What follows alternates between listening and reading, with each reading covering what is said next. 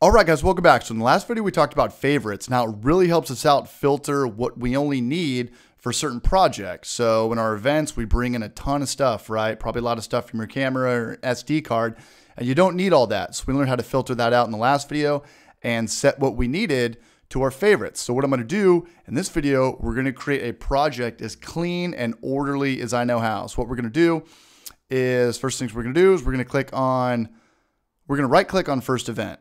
And from the top, just a little summary, first library, or our library, that's our root folder, first event. This is where we pretty much bring in all of our raw, unedited media. And then now we're gonna go ahead and chop it up. And we got a pretty good start on it from the last video when we created favorites. These videos are like a minute long. These videos are like 5 to 7 seconds long, something like that, no more than 10 seconds. So what I'm gonna do is I'm gonna click on keyword collection. Don't worry about what keyword collection is right now. It's really nothing to trick you at all. It's just a way to categorize and keep your projects more orderly. Like what I'm going to do is I'm going to call this first project videos or media, media. Sorry, it's like 100 degrees right now.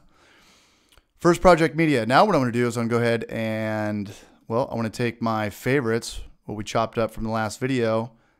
You can have 1, you could have 5, you could have 10, doesn't matter. What I'm going to do is I'm going to go ahead and just drag and drop to first project media, just like that right here in our keynotes.